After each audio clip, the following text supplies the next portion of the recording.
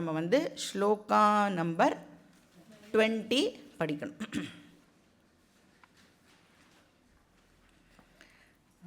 Page number 134, 135.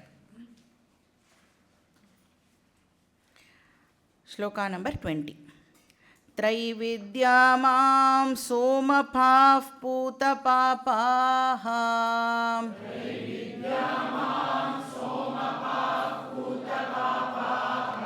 यज्ञैरिष्ट्वा स्वर्गतिं प्रार्थयन्ते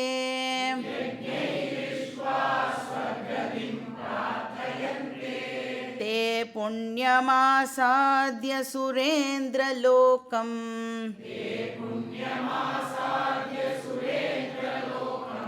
अश्नन्ति दिव्यान् दिवि देवभोगान्.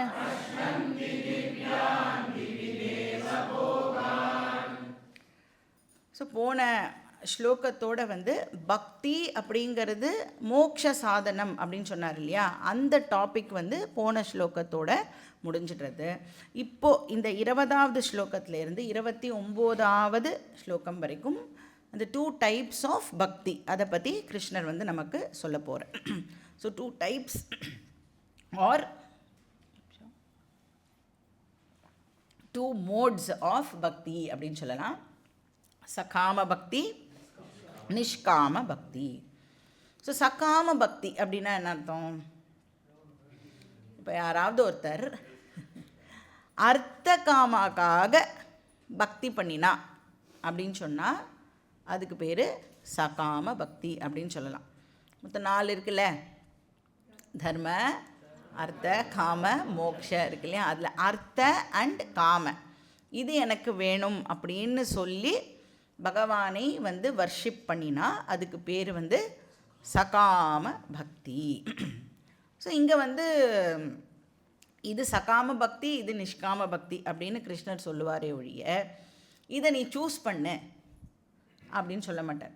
ஏன்னா கிருஷ்ணருடைய இதுவே எப்படி அப்படின்னா, இதெல்லாம் இருக்குப்பா அப்படின்னு என்னெல்லாம் இருக்கோ அதையெல்லாம் நமக்கு காமிச்சு கொடுப்பேன். ஆனால் சூஸ் பண்ண வேண்டியது எது எனக்கு சரி அப்படின்னு சூஸ் பண்ண வேண்டியது நம்மளுடைய பொறுப்பு. எல்லாம் சொல்லிட்டு 18வது அத்தியாயத்தில் கிருஷ்ணர் என்ன சொல்லுவார்னா, யதேச்சசி ததா குரு அப்படின்னு சொல்லிடுவார் அர்ஜுனன் கிட்ட.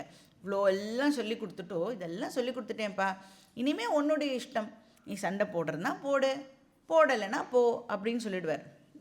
போட்டே ஆகணும் அப்படின்னு அந்த இடத்துல லாஸ்ட்டில் வந்து ஃபோர்ஸ் பண்ண மாட்டார். ஆனால் போட்டே ஆகணும் அப்படிங்கிறதுக்கு என்னெல்லாம் விஷயங்கள் உண்டோ அதெல்லாம் அழகாக முன்னாடி ஸ்லோகங்கள்லேயே வந்து கிருஷ்ணர் வந்து ப்ரெசென்ட் பண்ணியிருப்பார்.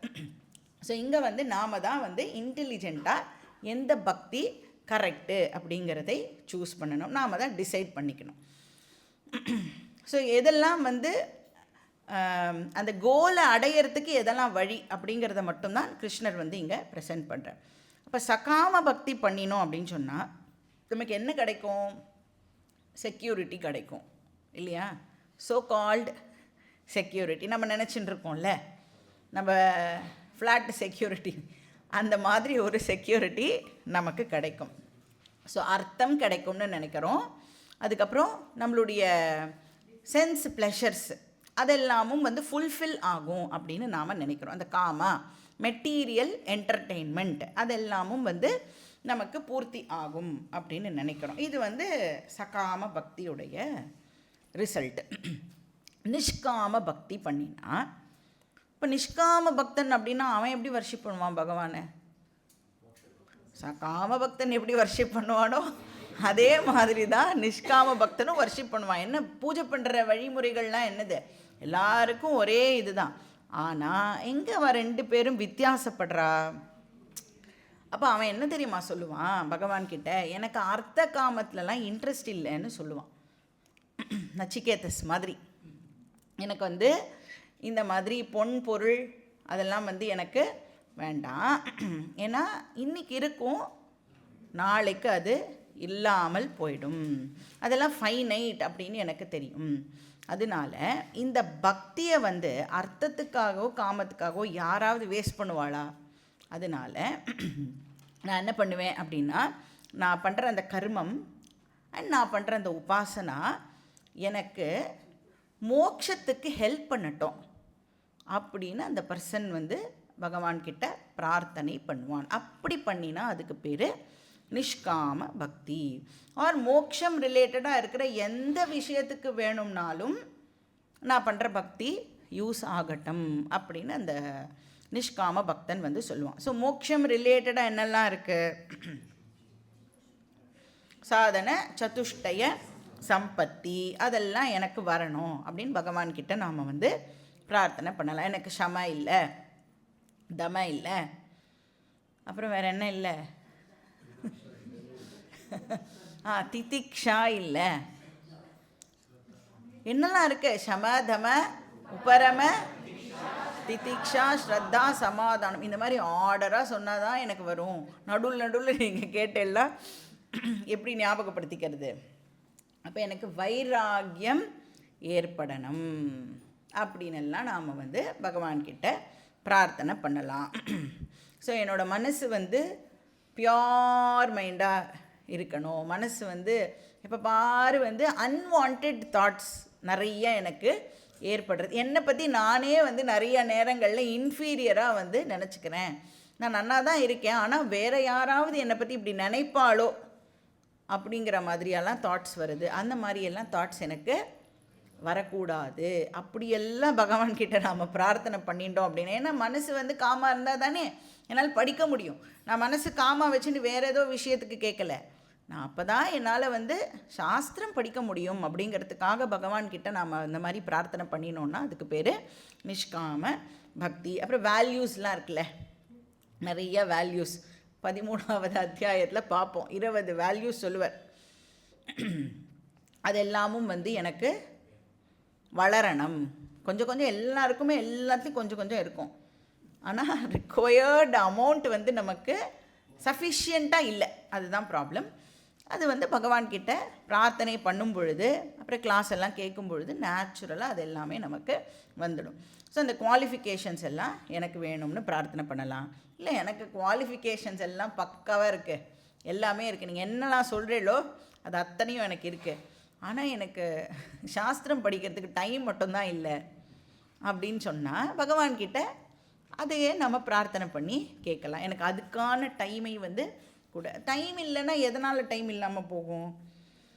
ஃபேமிலி ஆப்ஸ்டக்கிள்ஸ்லாம் இருக்கலாம், வீட்டில் இருக்கிறவா வந்து அலோவ் பண்ணாமல் இருக்கலாம். ஸோ அந்த மாதிரி ஆப்ஸ்டக்கிள்ஸ் எல்லாமும் பகவான் டெஃபினட்டாக நமக்கு ரிமூவ் பண்ணி கொடுப்பார். அதுக்கப்புறம் வந்து சில பேருக்கு வந்து ஆப்பர்ச்சுனிட்டி இருக்கும், ஆனால் டீச்சர் கிடைக்க மாட்டா.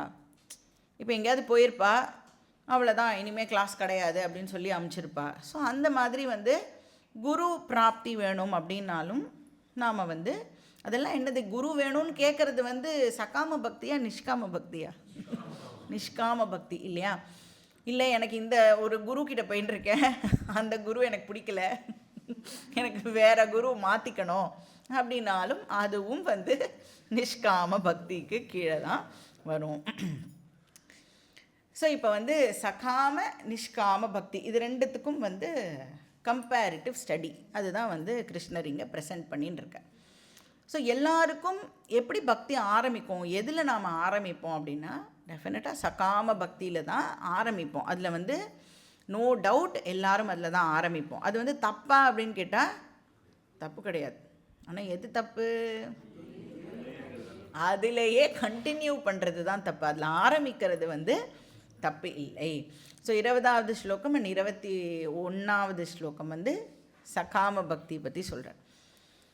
இப்போ இங்கே இருக்கிற மெஜாரிட்டி பீப்புள் யாராக இருப்பா அப்படின்னா சகாம பக்தர்களாக தான் எல்லாரும் இருப்பாள்.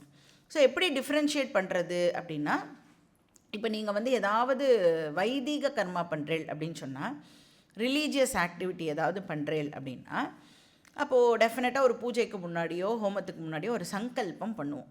கரெக்டாக? மமோபாத்த சமஸ்த துரித க்ஷயத்வாரா ஸ்ரீ பரமேஸ்வர பிரீத்தியர்த்தம், அப்புறம் அந்த சுபே சோபனை அதெல்லாம் சொல்லுவோம். இப்போ கூட நம்ம பூஜைக்கு முன்னாடி சங்கல்பம் பண்ணோம் இல்லையா?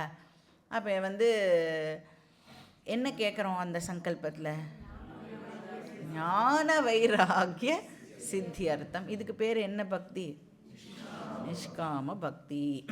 ஆனால் இல்லை, நீங்கள் நான் பாக்கி பேரெல்லாம் ஞான வைராக்கியம் கேட்கட்டும், நான் வந்து சைடில் என்னோடய ஃபேமிலிக்கு ஏதாவது நான் நடுவில் கேட்டுட்டேன் அப்படின்னா அது வந்து சகாம பக்தியாக ஆகிடும். ஸோ சங்கல்பம் வச்சு நாம் வந்து கண்டுபிடிச்சிடலாம் எதை வேண்டி நாம் பண்ணுறோமோ அதுதான் டிசைட் பண்ணுறது. என்ன மோட்டிவ், அதுதான் வந்து என்ன பக்தி அப்படிங்கிறதை வந்து டிசைட் பண்ணுறது. அப்போ ரிலீஜியஸ் ஆக்டிவிட்டின்னு சொன்னால் சங்கல்பத்தை வச்சு கண்டுபிடிக்கலாம். நம்ம தான் ரிலீஜியஸ் ஆக்டிவிட்டியே பண்ண மாட்டோமே, அப்போது எப்படி கண்டுபிடிக்கிறது? இப்போ வந்து ஒரு பர்சன் வந்து பிஸ்னஸ் பண்ணுறாருன்னு வச்சுக்கோங்களேன். அவர்கிட்ட போய் எதுக்கு பிஸ்னஸ் பண்ணுறீங்க நீங்கள் அப்படின்னு கேட்குறோன்னு வச்சுக்கோங்க. எல்லோரும் என்ன பதில் சொல்லுவா?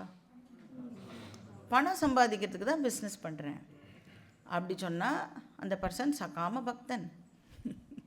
இப்போ சப்போஸ் அந்த பர்சன் வந்து எனக்கு வந்து சாஸ்திரம் படிக்கணும் அப்படின்னா ஏதாவது வேலையும் நான் வந்து சைடில் பண்ணிகிட்டே இருக்கணும். அந்த வேலை பண்ணுறதுல நான் வந்து இப்போ பிஸ்னஸ் வந்து எனக்கு ஒரு வேலையாக கிடச்சிருக்கு. அப்போ நான் பண்ணுற பிஸ்னஸ் சாஸ்திரம் படிக்கிறதுக்கு எனக்கு ஹெல்ப் பண்ணும் அப்படிங்கிற ஐடியாவோடு ஒருத்தர் பண்ணினா அது வந்து நிஷ்காம பக்தி. இன்னைக்கு கூட வந்து 5 ஆஸ்பெக்ட்ஸ் ஆஃப் கர்மயோகா அதெல்லாம் வந்து குரூப்பில் வந்தது இல்லையா? அப்போ என்னோடய ஏர்னிங்ஸ், என்னுடைய பொசஷன் அதெல்லாம் வந்து மோக்ஷ சாதனாக்கு ஹெல்ப் பண்ணும் அப்படின்னு சொன்னால், அதாவது மோக்ஷ சாதனாக்கு அதெல்லாம் ஃபியூவல் மாதிரி அப்படின்னு சொன்னால் அது வந்து ஆப்வியஸாக வந்து நிஷ்காம பக்தி. அப்போ சித்த சுத்தி பரணம்னு வச்சுக்கோங்களேன். சித்த சுத்தி ஞானத்தினால ஏற்படாது, அது நல்லா அண்டர்ஸ்டாண்ட் பண்ணிக்கணும். சித்த சுத்தி வரணும்னா கர்மத்தினால தான் வரும். ஏதோ ஒரு ஆக்டிவிட்டி நாம் பண்ணித்தான் ஆகணும். இப்போ அந்த ஆக்டிவிட்டியை நீங்கள் எந்த ஆக்டிவிட்டி பண்ணாலும் அதை சித்த சுத்திக்காக பண்ணுறேன் அப்படின்னு சொன்னால் அப்போது அது கர்ம யோகமாக ஆகிறது. ஏன்னா யார் வந்து சித்த சுத்தி அப்படிங்கிறத பற்றியே யோசிப்பா? யார் வந்து மோக்ஷம் வேணுங்கிற கோல் வச்சுருக்காளோ அவளுக்கு தான் சித்த சுத்தி அப்படிங்கிற விஷயமே ஞாபகத்துக்கு வரும். அதனால் அந்த பர்சன் என்ன கர்மா பண்ணினாலும் அதுதான் கர்மயோகம். புதுசாக கர்மயோகம்னா ஏதோ ஸ்பெஷல் கர்மா பண்ணுறது இல்லை, நாம் பண்ணுற ரெகுலர் கர்மாவே சித்தசுத்தி வேணுன்ற மோட்டிவோடு பண்ணும் பொழுது அந்த ஆர்டினரி கர்மாவே கர்மயோகமாக ஆகி அது மூலமாக நமக்கு புண்ணியமானது ஏற்பட்டு அது நமக்கு சித்தசுத்தியை கொடுத்து அது வந்து ஞான யோகத்துக்கு நமக்கு ஹெல்ப் பண்ணுறது. ஸோ அதனால் வந்து சகாம பக்தி அப்படின்னு சொன்னால் அவள் வந்து அவளுடைய வேர்ல்டுலி ப்ளஷர்ஸ் ஆர் மெட்டீரியல் விஷயங்களுக்காக பக்தி பண்ணுறதுன்னு அர்த்தம். அப்போ இந்த ஸ்லோகத்தில் யாரை பற்றி பேசுகிறாருன்னா சகாம பக்தர்கள் பற்றி பேசுகிறார். அதுவும் என்ன மாதிரி மக்கள்? திரைவித்யா சோமபா. திரைவித்யா அப்படின்னா 3 வேதங்கள் அப்படின்னு அர்த்தம். 3 வேதங்கள் பற்றியும் தெரிஞ்ச பர்சன்ஸ். அப்போ 3 வேதமும் அவளுக்கு நன்னா தெரியும் அப்படின்னு சொன்னால் அவள் வந்து என்ன பண்ணுவாளாம் அப்படின்னா சோமயாகம் அப்படின்னு ஒரு யாகத்தை அவள் வந்து பண்ணுவாள். பார்த்தீங்கன்னா சோமயாகம், வாஜபேய யாகம், இந்த மாதிரி பெரிய பெரிய யாகங்கள்லாம் இருக்குது. இப்போ அதெல்லாம் பண்ணணும்னு ஒரு பர்சனுக்கு இன்ட்ரெஸ்ட் வரணும்னா அவளுக்கு வேதத்தை பற்றி தெரிஞ்சிருக்கணும். ஸோ யாருக்கு வேதத்தில் இருக்கிற கர்ம காண்டம் அவளுடைய மூச்சுக்காத்து மாதிரி இருக்கோ அவளுக்கு அதான் உயிர். அந்த மாதிரி யார் கன்சிடர் பண்ணுறாளோ அவள் தான் சோமயாகம் பண்ணணும், வாஜபேய யாகம் பண்ணணும் அப்படின்னே அவள் வந்து யோசிப்பாள். அப்போ இந்த 3 வேதங்கள் பற்றி தெரிஞ்சவா இப்போ சோமயாகம் பண்ணுறா அப்படின்னு சொன்னால் சோமயாகம் பண்ணும் பொழுது அவள் வந்து அந்த நம்ம உபனிஷத்துலலாம் படிச்சிருக்கோம் இல்லையா, சோமலதா அப்படின்னு ஒரு லதான்னா க்ரீப்பர். அந்த க்ரீப்பருக்கு பேர் வந்து சோமலதா அப்படின்னு பேர். ஏன்னா அது வந்து நிலா தான் வந்து அதை நரிஷ் பண்ணுமா அந்த செடியை, அதனால் அதுக்கு பேர் வந்து சோமலதா. சோமன நிலான்னு அர்த்தம். ஸோ அவள் என்ன பண்ணணும் அந்த யாகத்தில், அந்த சோமலதாலேருந்து ஜூஸ் எல்லாம் எடுத்துன்னு வந்து அந்த யாகத்தில் அந்த ஹோமகுண்டத்தில் அந்த அந்த ஜூஸை வந்து அந்த எக்ஸ்ட்ராக்டை வந்து அவள் வந்து விடணும், ஆகுத்தியாக விடணும். அதுக்கப்புறம் என்ன பண்ணணும்னா அதுலேருந்து கொஞ்சோண்டு எடுத்துட்டு அவள் வந்து பிரசாதமாகவும் அதை சாப்பிடணும். இப்போ யார் அந்த சோம ரசத்தை சாப்பிட்ருக்காளோ அவளுக்கு பேர் சோமபாகா. பானா குடிக்கிறதுன்னு அர்த்தம். சோமபாகானா சோமரசத்தை குடித்தவர்கள் அப்படின்னு அர்த்தம். சோமரச பிபதி இது சோமபாகா. ஸோ அது வந்து அந்த யாகத்தோட ஒரு போர்ஷனாக அவள் வந்து பிரசாதமாக அதை எடுத்துப்பாள். சரி, அந்த சோம ரசத்தை அவள் குடித்ததுக்கப்புறமா என்ன ஆகிறது அவளுக்கு? ஏன்னா சோம யாகம் பண்ணுறதுனால தான் அது அந்த இதையும் அவள் வந்து சாப்பிட்ற மாதிரி ஆகிறது இல்லையா? அதனால அவளுக்கு என்ன ஆகிறதான்? பூத்த பாப்பாகா. பூத்த அப்படின்னா விடுபட்டன்னு அர்த்தம். ஸோ பூத்த பாப்பாகானா பாப்பத்திலேருந்து அவள் வந்து ஃப்ரீ ஆகிறா. அப்போ அந்த சோம ரசத்தை அவள் எடுத்துக்கிறதுனால அவளுக்கு வந்து இனார்மஸ் அமௌண்ட் ஆஃப் புண்ணியம் வந்து கிடைக்கிறது. ஏன்னா சோம யாகம் பண்ணுறது வந்து ஒரு சாதாரணமான விஷயம் இல்லை. அது வந்து ரொம்ப பெரிய விஷயம். அந்த வெரி ஃபியூ பீப்புள் தான் வந்து அதை வந்து பண்ணியே இருப்பா. அதுக்கு நிறைய திரவியங்கள் தேவை, நிறைய பேருடைய ஹெல்ப் தேவை, நிறைய கிரகஸ்தாஸ் எல்லாம் சேர்ந்து அவளுக்கு வந்து ஹெல்ப் பண்ணணும். நிறைய வாத்தியாரெல்லாம் வச்சு பெரிய விஷயமாக அதை வந்து பண்ணுவாள். அப்போ அதுக்கு அவள் எவ்வளோ பிரயத்தனப்பட்டிருக்கணும், எவ்வளோ வேத பாராயணம் அவள் பண்ணியிருக்கணும். ஸோ அந்த எஃபர்ட் எல்லாம் சேர்ந்து அவளுக்கு அந்த சோம யாகம் பண்ணுறதுக்கான ஆப்பர்ச்சுனிட்டி கிடைக்கிறது. அது பண்ணுறது மூலமாக என்ன ஆகிறதுனா பாப்பங்கள் எல்லாம் அவளை விட்டு போகிறது. இப்போது பகவான் வந்து என்ன பண்ணுறாரா, அந்த சோமயாகம் பண்ணுற வாழ்க்கை. இப்போ நம்மக்கிட்ட யாராவது வந்து பிளாங்க் செக்கை கொடுத்து நீ என்ன வேணுமோ எழுதிக்கோ அப்படின்னா எப்படி இருக்கும்? அந்த மாதிரி பகவான் வந்து ஒரு பிளாங்க் செக்கை கொடுத்து நீ என்ன வேணுமோ கேளு, நான் உனக்கு கொடுக்குறேன் அப்படின்னு சொல்கிறார். இப்போ என்ன வேணுமோ அது எனக்கு கிடைக்கணும் அப்படின்னா பாப்பம் இருந்தால் கிடைக்குமா? அப்போ பாப்பங்கள் எல்லாம் என்னை விட்டு போனாதான் அந்த புண்ணியத்தினால எனக்கு என்ன வேணும்னு கேட்குறேனோ அது வந்து எனக்கு கிடைக்கும். ஸோ அவ்வளோ பாப்பங்கள் அவளை விட்டு போகிறது. ஸோ கட்டோபனிஷத்துலேயே நாம் வந்து படிப்போம் படிச்சிருக்கோம். ஸ்ரேயஸ்ச பிரேயஸ்ச மனுஷ்யமேதா தௌ சம்பரீத்ய விவினக்தி தீரஹா ஸ்ரேயோஹி தீரோபி பிரேயசோ விரணீதே பிரேயோ மந்தோ யோகக்ஷேமாத் விரணீதே. ஸோ 2 விஷயம் இருக்குதுன்னு சொல்கிறார் யமதர்மராஜா. ஸ்ரேயஸ்னு ஒன்று இருக்குது, பிரேயஸ்னு ஒன்று இருக்குது. அப்போ எல்லாருக்குமே அது கொடுக்கப்பட்டிருக்கு. அப்போ எல்லாருக்குமே வந்து பகவான் வந்து 2 கை 2 கால் எல்லாம் ஜென்ரலாக கொடுத்துருக்காரு இல்லையா? அந்த மாதிரி ஸ்ரேயஸ் பிரேயஸ் அப்படின்னு 2 விஷயம் எல்லாருக்கும் கொடுக்கப்பட்டிருக்கு. அதில் நீ எதை சூஸ் பண்ணுற? உனக்கு ஸ்ரேயஸ் வேணுமா பிரேயஸ் வேணுமா அப்படிங்கிறத அவள் ஃப்ரீ வில்லை யூஸ் பண்ணி சூஸ் பண்ணி ஆகணும். ஸோ இப்போ இவாள்லாம் என்ன பண்ணிட்டா, இவளுக்கு என்ன வேணும்னு கேட்குறா பகவான்கிட்ட. பிளாங்க் செக்கு கொடுக்குறார் பகவான். இவள் என்ன வேணும்னு கேட்குறா, ஸ்வர்கதிம் பிரார்த்தையந்தே, ஸ்வர்க்கத்தை கொடு பகவானே அப்படின்னு பகவான்கிட்ட இவள் வந்து பிரார்த்தனை பண்ணுறா. ஸ்வகதிம் அப்படின்னா ஸ்வர்க்கம்னு அர்த்தம் இந்த இடத்துல. ஸ்வர்கதிம் அது வந்து கோல், கதிம்னா டெஸ்டினேஷன், கோல். ஸோ ஸ்வர்க கதி வேணும் அப்படின்னு இவள் வந்து பகவான்கிட்ட கேட்குறாளாம். ஸோ அகெயின் பகவான் வந்து உனக்கு நரகம் உனக்கு ஸ்வர்க்கம் அப்படின்னு எல்லாம் டிசைடு பண்ணுறது இல்லை. எது டிசைட் பண்ணுறது? அதை நான் பண்ணுற கர்மா தான் அதை டிசைட் பண்ணுறது. பகவான் மட்டும் சப்போஸ் டிசைட் பண்ணுறவராக இருந்தால் என்ன ஆகும்?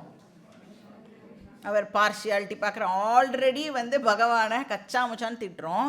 இந்த மாதிரி மட்டும் நிஜமாகவே நடந்தது அப்படின்னா எனக்கு மட்டும் இப்படி பண்ணிட்டார், அவள்லாம் நல்லா இருக்கா அப்படின்னு ஆல்ரெடி அப்படி தான் சொல்கிறோம் இப்போது. ஸோ பார்ஷியாலிட்டி பார்க்குறவராக ஆயிடுவார். பட் என்ன ஞாபகம் வச்சுக்கணும் அப்படின்னா, நாம் தான் நமக்கு என்ன நடந்தாலும் அதுக்கு யார் காரணம், யார் ரெஸ்பான்சிபிள்? நான் தான் அதுக்கு காரணம். இன்ஃபேக்ட் இந்த பிளானிட்டரி பொசிஷன்ஸ் இருக்குல்ல, அது கூட காரணம் கிடையாது. அப்போ அந்த பிளானிட்டரி பொசிஷன் ஆக்சுவலாக எதை சொல்கிறதுனா, நம்மளுடைய பாப்பம் ஆர் புண்ணியம் இருக்குல்ல, அதை தான் அது இண்டிகேட் பண்ணுறதே ஒழிய அது அங்கே அப்படி இருக்கிறதுனால உனக்கு இது இங்கே நடக்கும் அப்படிங்கிறது கிடையாது. அதனால தான் ஜோசியம்லாம் இண்டிகேட்டர். எதனோட இண்டிகேட்டர்? உன் பாப்ப புண்ணியத்தோட இண்டிகேட்டர் அப்படின்னு வச்சுக்கலாம். ஸோ நாம் தான் வந்து ரெஸ்பான்சிபிள். அப்போ இவாள்லாம் என்ன கேட்குறா அப்படின்னா, எனக்கு பகவான் வேணும்னு கேட்கல, அவர் வந்து செக்கை நீட்டுன்னு வெயிட் பண்ணுறார். பகவான் வேணும்னு கூட எழுதிக்கலாம் அதில், ஆனால் பாவம் என்ன எழுதிட்டா, ஸ்வர்க்கம் அப்படின்னு எழுதிட்டா. பகவானும் சைனை போட்டு இந்தா அப்படின்னு கொடுத்துட்டார். பகவான் அப்படின்னா அதுக்கும் சைன் போட்டிருப்பார். பகவான் சைன் போட்டு என்னெல்லாம் பண்ணணுமோ அதெல்லாம் அழகாக பண்ணியிருப்பார். ஆனால் இவள் வந்து எனக்கு மோட்சம்லாம் எதுக்கு, அதெல்லாம் எனக்கு கொடுத்து வேஸ்ட் பண்ணாதீங்கோ, எங்களுக்கு வந்து ஸ்வர்க்கம் போகும் அப்படின்னு சொல்லிட்டா. இப்போ ஒரு குழந்தைகிட்ட போய் பிரிட்டானியா பிஸ்கெட்டையும் கோல்டு பிஸ்கெட்டையும் கொடுத்தா, கோல்டு பிஸ்கெட்லாம் பார்த்துருக்கலாம் நீங்கள், கோல்டுனா நாட் மாரி கோல்டு, கோல்டு, அது ரெண்டுத்தையும் கொடுத்தா அந்த குழந்தை எதை வாங்கி சாப்பிடும்? பாவம், அதுக்கு அவ்வளோதான் அறிவு, அவ்வளோதான் தெரியும். அந்த கோல்டு பிஸ்கெட்டை வாங்கினா ஆயுசுக்கும் பிரிட்டானியா பிஸ்கெட் வாங்கி திங்கலாம் அப்படின்னு அந்த குழந்தைக்கு வந்து அறிவு இருக்குமானா இருக்காது. அந்த மாதிரி தான் எனக்கு மோட்சமெல்லாம் எனக்கு வேண்டாம், எனக்கு வந்து அர்த்தகாமா போரும் அப்படின்னு இப்போ நாமெல்லாம் சொல்லிகிட்டு இருக்கோம். அந்த குழந்தை மாதிரி தான் நாமளும். அப்போது அந்த குழந்தையோட அம்மா வந்து அடித்து மரியாதையாக வந்து கோல்டு பிஸ்கெட்டை வாங்கிட்டு வா, யார் நம்மளுக்கு இப்படிலாம் கொடுப்பா, சின்ன குழந்தை அது, உனக்கு பிரிட்டானியா நான் வாங்கி தரேன், நீ அந்த கோல்டு பிஸ்கெட்டை வாங்கிடுவான்னு எத்தனை அடி அடித்தாலும் அந்த குழந்தை வந்து பிரிட்டானியா தான் வேணும்னு கேட்கும். அது மாதிரி பகவான் நம்மளை ஃபோர்ஸ் எல்லாம் பண்ண மாட்டார், அவரால் பண்ணவும் முடியாது.